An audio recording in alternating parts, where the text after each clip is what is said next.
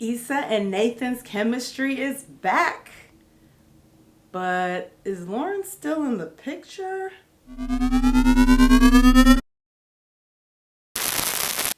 What is up? What it do, everybody? It's your girl, Lady Sola, and I am back once again for another episode of Insecure, Season 5, Episode 8, Choices, okay? All right, so let's get into the highlights. First off, the opening scene, we see Issa and Nathan lying in the bed, having pillow talk. And initially in this scene, I didn't see a lot of chemistry. Issa wasn't facing Nathan and giving him eye contact, so it did feel like they were a little bit distant. And it just started to reinforce the doubts that I'm already starting to have about this couple. And then they go to the bathroom and Nathan asks, should we move in together? No, Issa, no, don't do it. Do not move in with this man. You still getting to know him. It's too early for that. Okay, he was just talking about dipping from the whole city and moving to a whole nother place because it got a little dramatic at work. So you don't want to be making these type of major moves and deciding to join forces with someone that you're not really sure how stable they are. I know that you do love him. He has said that he loves you. You guys do care about each other. But I just feel like it's too risky. What happens if he gets into it again with his coworker? You know what I mean? What happens when the shop is slow and he's not cutting as many heads? Is he going to be down about that? I just don't want any situation where he feels like it would be okay to quit the job without having another plan in place, only because he's moved in with you. There's some security there. You know, he feels like if I just talk to Issa about it, maybe she'll be supportive and let me, you know, just kind of not be working until I find my next opportunity. And, you know, overall, there's nothing wrong with that, right? That's called, you know, being supportive. That's called holding it down. But I just feel like that could be a potential repeat of a struggle Lawrence 2.0. And we don't want that. Right, so this is the episode where we get to see Issa's art walk, another major event put on by The Block. So the art walk looks really dope. Looks like they had a great turnout. What's the guy's name? I can't remember it, from NBW. He seems very pleased, very excited. He's impressed with how everything came together. And he mentions that, hey, you know, I'm gonna have a big offer for you soon. You know what I mean? Like, check your email, it's coming soon. So I'm like, oh, we talking about coinage. We talking about coinage here. Okay. We'd love to get to the money now. I want to see Issa get to the money. So we see Nathan is supporting Issa. He is there. He is present. And he actually came with his wonderful, super genuine, super real and honest cousin, Thomas. I'm going to call him Tomas because I don't even know if Thomas is his real name. And if it is, maybe he doesn't deserve to be called that because that would mean that he's a real person and I still see him as phony. But at least we see family, you know, two cousins that have grown up together, you know, hanging out. And I guess that means he does answer his phone. I guess that means maybe he did reach out to Nathan. Kudos for you, Tomas. Kudos for you. I still don't trust you, though. But that's all right. And one thing I noticed in this exchange is that Nathan and Issa seem to be really cozy. Issa's really excited that he's there. Seems like she's showing him off a bit, saying, you know, I'll say what everyone's thinking. We're such a power couple. You know, just saying little things. She's beaming. She's giddy. She's, you know, hugged up on him and stuff. And it feels nice. It feels like, maybe the chemistry is starting to come back a little bit. We done lost it for a while now. I was worried.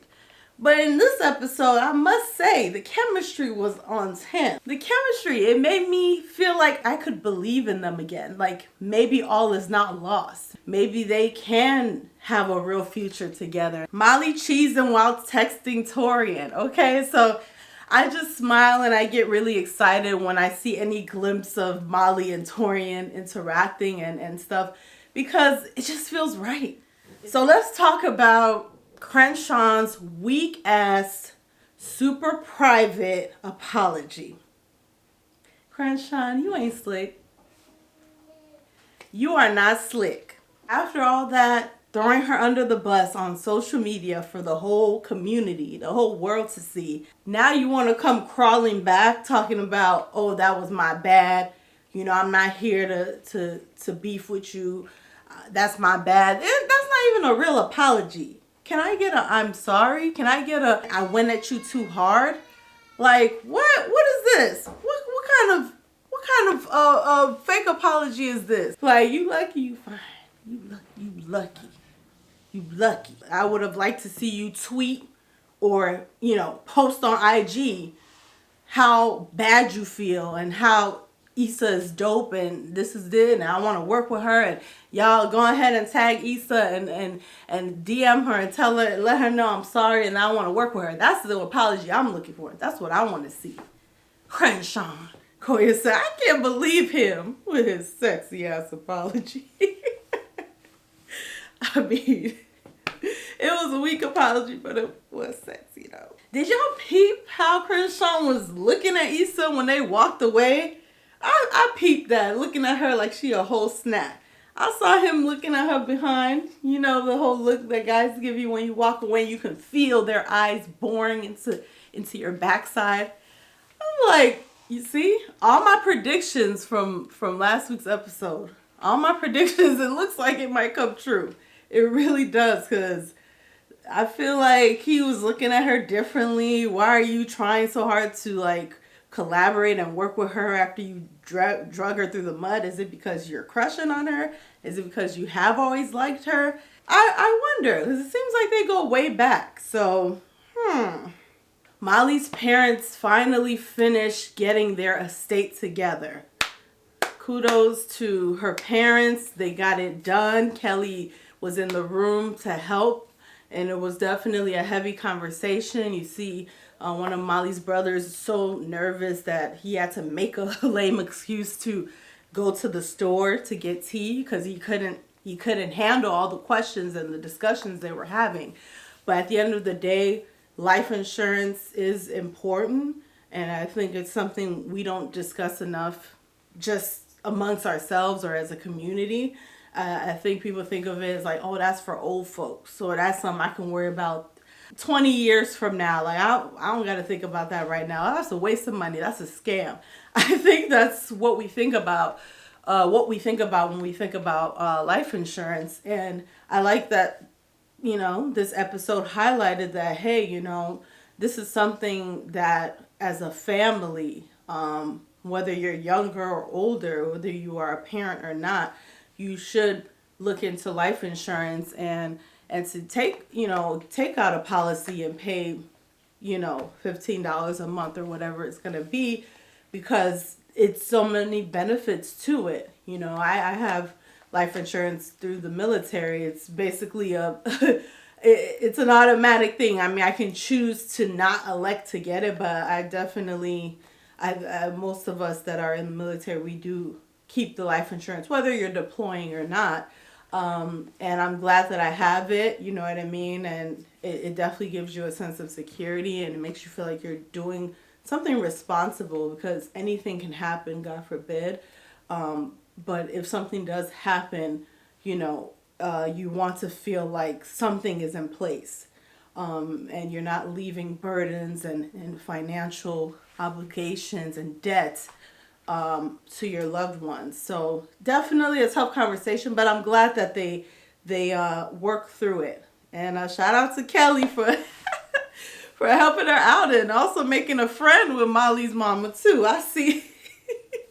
So let's get to the biggest highlight of this episode, which I was here for 1000%, and that's Issa's daydreams. So we get not one, but two daydreams in this episode, and boy, was it grand. Finally.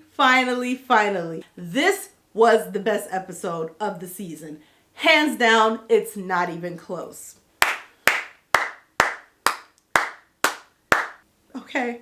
We got a little bit of everything. We got Issa's brother. We got a major outdoor event. Great outfits, good weather. The music, Mirror, Issa, and the Daydreams are like the three components that are so unique and sets Insecure apart from any other show. These daydreams were awesome. I mean, we got one daydream of her imagining what her future would be like if she chose MBW. And then we got another daydream showing what her future would look like if she actually decided to roll with Crenshawn and what he has going on. Let's talk about it. With her daydream with MBW, I mean, she's killing it.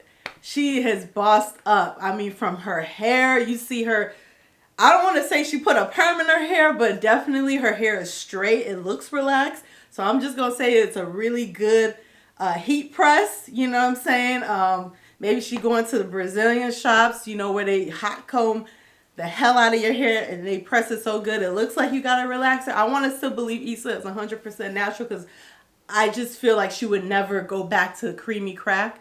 That's just the vibe I get from her. She's been natural from day one of this show, and I don't think she would change. Or maybe that's part of the change. Maybe she's changing. She's evolving into something, not something that she can't be proud of or that deserves a looking down upon. But maybe she did get a perm because her hair was straight. You know what I mean? It could have just been a good weave, but to me they made it look like naturally straight. You know what I mean? Like that's all her hair. It definitely looked very natural. So I'm like, you know, and we see like she's securing major venues, 60,000 plus seat venues, you know, for artists that for whatever show they're working on. She has her whole team that's separate from MBW, like assistants. And she was looking just bossed up in her two-piece fuchsia checkered suit. You know, Koya is still with her. Such a great partner. I guess that's her assistant. She's been so good on this show, so supportive. She's speaking at universities. I mean, full packed lecture halls. Full packed lecture halls. Giving good advice, giving game, and people are hanging on her every word. And she is so confident. She meets Ty Dolla $ign in first class, because yes, we are flying first class now. Okay, let's do it. I'm here for it. Let's go. So she meets Ty Dolla $ign, and I mean, it's a cool encounter. She's not coming off as like some crazy fan that, you know, is like, oh my goodness, I'm just so nervous because she is a celebrity in her own right, you know, and Ty Dolla $ign seems to recognize her, meaning that there is a celebrity element to who Issa D is now, which is pretty cool. And then he mentions, oh, I'm heading back to LA, you know, to work with Crenshawn. He's become like a hometown hood hero. And he's a really big deal in LA, and you know, he does a lot for the community, and you kind of see, so like, wow, Crenshawn, you're working with him. That's so great for him. So, oh yes, and let me not forget when she gets home, Nathan is there, looking good. I'm sure he smelled good. Their chemistry was really dope. I really felt the romantic vibes in these daydreams. Like, where has this been? This is the vibe I got when they first met in season 3. These are the vibes we were getting in the beginning, and then it just like died out and now it's returning. So it's definitely like, but I love their dynamic between each other. He's so supportive. He's just so cool, so chill. Maybe they're married at this point, and then you hear in the daydream, she's asking, why did we move to a bigger place? And he's like, oh, because you wanted to be closer to the NBW location, so we moved to West Hollywood. The house is beautiful, spacious, just great decor. Nathan, she's like, oh, how's working on opening up the second shop? So Nathan looks like he owns his own barbershops. He's his own boss now. They both have bossed up, and they both look to be happy. He's saying, get up out them clothes. He gave her some champagne. Like, they are living good, okay? And Issa seems very happy. Her wardrobe is upgraded. Her hair looks beautiful. It's everything is on point. And then we go to the other daydream, which is if she chose Crenshawn, which is awesome too. Like, they seem to have a great working relationship. His store looks amazing, so creative, so artistic. And then you see that she is loved. She's beloved in the community. She knows everybody, all the business owners, street vendors. Everybody knows and loves Issa. And, they give her free food. They're like, your money ain't good here. She gets the key to the city. So she is really a local hometown inspiration. And she's decided to stay close to home. She's decided to team up with Crenshawn. There looks to be success if she makes this choice as well. Now, one major difference that I did notice between the two daydreams is that when she got home this time around, Nathan was there. So there's a consistency there. We see that Nathan is in the future, and he's supportive in both scenarios, which is nice to see.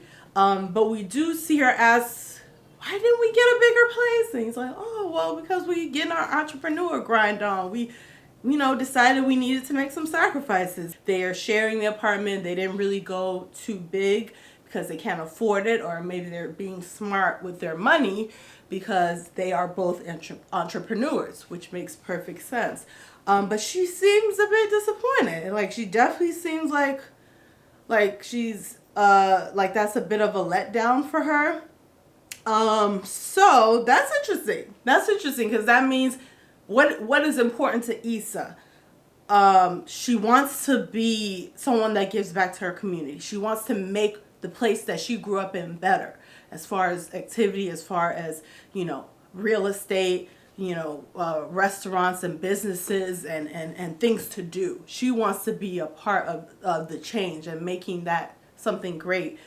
But I think she also wants to live in class too. I think she likes nice things. I think she likes the idea of driving a nice car and having a nice place and having good amount of money. It seemed like she was just excited, like happy. Like there was no issue. There was no hiccup in the MBW daydream. But with the Crenshawn one, yeah, the living situation bummed her out. And then, of course, we get Lawrence popping up. That didn't happen in the MBW daydream. So that's another huge difference. Is she unhappy with the choice she makes picking Crenshawn, that it causes her to think about the other choices she's made in her life and to think that maybe she would have been happier with Lawrence? Maybe she shouldn't have picked Crenshawn over MBW, or she also shouldn't have picked Nathan over Lawrence? Because I'm really trying to make it make sense. Like, I'm really trying to figure out why Lawrence is up in her apartment. And he looked great. He sounded great. Their chemistry is unmatched, guys. I'm convinced. I throw in the towel. I know I've been riding for Nathan all this time. But, something about Lawrence and Issa, it's just something about them that you can hate this man all you want. You can want him dead and gone. But as soon as he come on the screen and he's sharing a scene with Issa, game over. Game over. I mean, in 10 seconds, more chemistry than a lab. Way more chemistry between Lawrence and Issa. And they're not even trying. I mean, it's so effortless. He looked great in that scene. He was charming, like he knows how to be. The daydreams were dope. I loved it. It was phenomenal. It was on point. They killed it. The fashion, Issa looked great in all of her outfits, especially that green and yellow sweater that she had on when she was going to meet up with MBW. I love that. The high-waisted, looked like 80s style jeans. That was a really cute outfit. This is what I've been waiting for, Insecure. Okay, I was waiting to have these kind of episodes week in and week out. And how episode 8 was, I was kind of expecting that tier of quality and things going on. Like just having different conversations, activities, encounters, engagements going on throughout the episode. And finally, y'all finally got there. It only took 8 episodes, but we're here. We're here. Also, Torian and Molly have plans to go out. Torian hits her up to see, what's going on. He's about to go pick her up and stuff, and she admits that she just had a really, really tough day. Her mom and dad worked on getting their estate together, and she's emotionally drained. And Torian immediately is cool about it. He doesn't push the issue. He doesn't pressure her to reschedule. Well, can we go out tomorrow? Or he is all about, I'm sorry to hear that you had a tough day. Don't even worry about it. He doesn't make her feel bad. He doesn't show any signs of disappointment, of being stood up or anything like that. So this is great. I think that Torian is great for her. I think he's going to be a very healthy personality to have with Molly, this new Molly. I just feel like they're such a good fit because Molly has done the hard work in therapy. And Torian, I guess, has always been this great guy that we just never saw because we only got the professional, super focused, super, poker face. I'm a lawyer and I'm doing great things in this office and nobody's going to check me. We only got that side of Torian, the strong, successful black man. But now we're getting the other side of him. And when you match the two together, it works. It works. So he's like, it's all good. Don't feel bad. I understand. And then later we see that she gets a delivery and red wine and Wingstop. And guess who it's from? Our good guy Torian. So I'm excited. I'm excited for Torian and Molly. I really am. I really think they're going to just sail off into the sunset, get engaged, get married, get that really expensive, really beautiful home. And they're going to have some kids and it's going to be wonderful. It really is. Probably going to have 2 dogs, Flavor Flav, and maybe he'll get a dog and they'll just have dogs and kids running all over the house. I love this for Molly. She did it. She did it. She's grown. I'm so proud of you. So proud of you. Yes.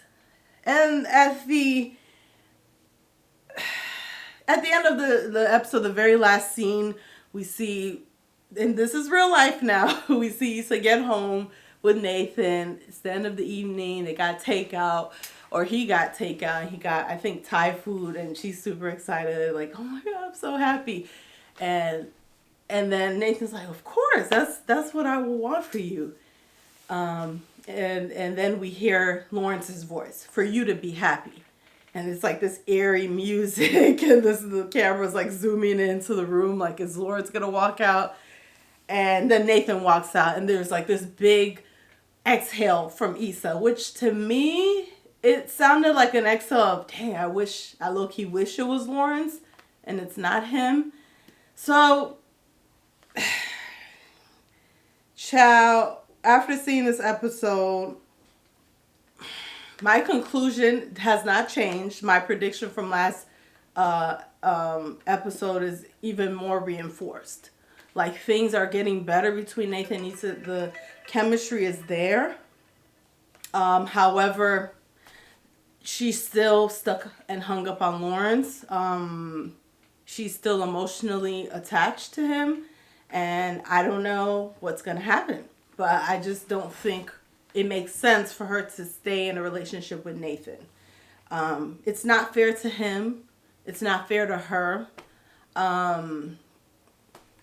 Yeah, it's not gonna last, unfortunately. Even though the chemistry has gotten better, and even in her daydreams, they make a good fit.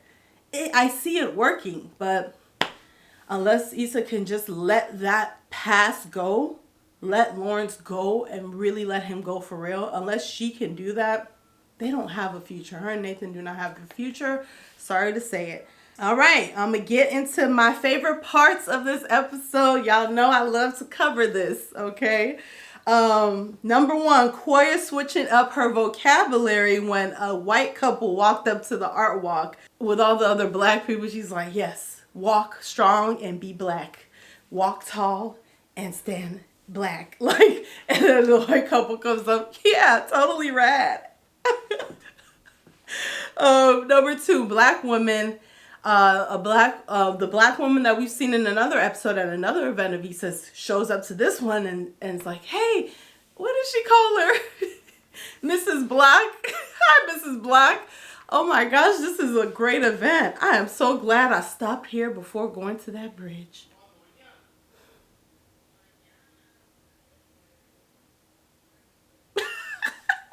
I'm like, oh my God, this is crazy. Like, it's funny, but she's talking about suicide. So I'm like, should this be a serious element?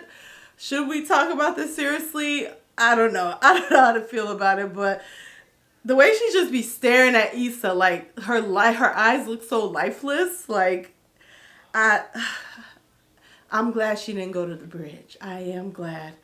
So Issa, you got to keep throwing these events because you're changing lives. You're saving lives. You're not only changing lives and making the quality of life better for the people that live in your community, but you are actually saving lives. So let's keep her away from that bridge. Let's keep her away. Issa's brother Ahmad makes a quick appearance and we love him, right? Do we not love him? It's like we love Kelly and we love Ahmad because they are just comedy gold, you know, and you know they have like an ongoing like disdain for each other, which is the funniest thing. And he's like, and Kelly's like, look at my art picture, look at my painting, like it's so cute. I'm gonna give it to Simone. And Issa's brother is like, oh, is that supposed to be an exaggerated version of you? Oh, seems pretty spot on. Like, this guy always comes for her neck. And he, like, he just doesn't care. Oh, my gosh. I love him. I wish we would have saw more of him this season. But, you know, I guess, you know, he doesn't have a storyline. So, we appreciate getting the little bit of him that we got. So, Mira Issa and regular Issa... in the mirror talking about the great news that she got a very handsome offer from MBW. We don't know how many zeros is attached to the offer, but I think it's a lot of zeros. Something major. And you know, we see Issa with her freestyling. I'm a rich bitch. I'm a rich bitch. Hella coins. My wristlet. Your bar is weak, but the bank account busted. Mira Issa is my favorite part of the show. It really is. Like, I love it. I love it so much. Number 5, Molly's advice to Issa. As far as Issa not knowing what decision to make, she's spiraling, she's overthinking, she's freaking out, she doesn't know what to do. And I just gotta read this because this is great advice. Molly says, what if there's no wrong answer?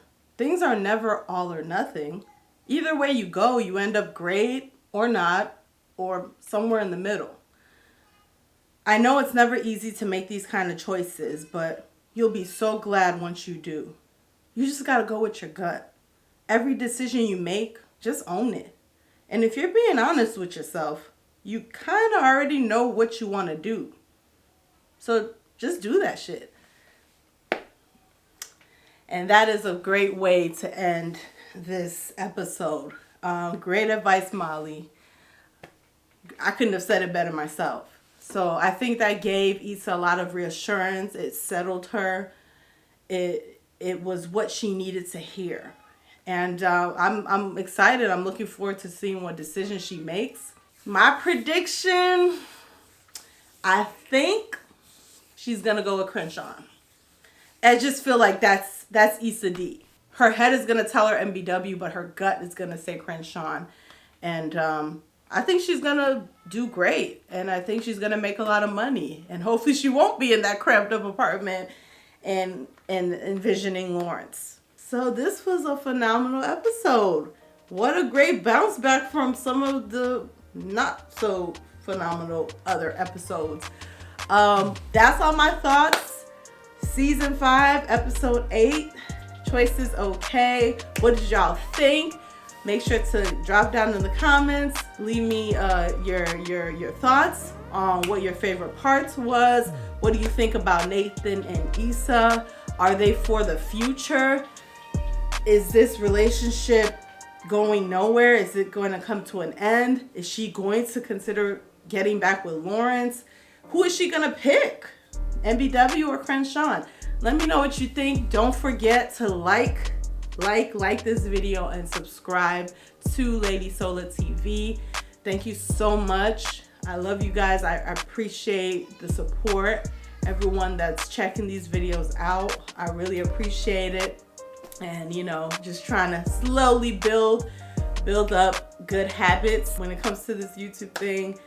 So I'm hoping that this show is the first step in that direction. So I appreciate y'all for joining me on this journey. And I will see you guys next week. Bye.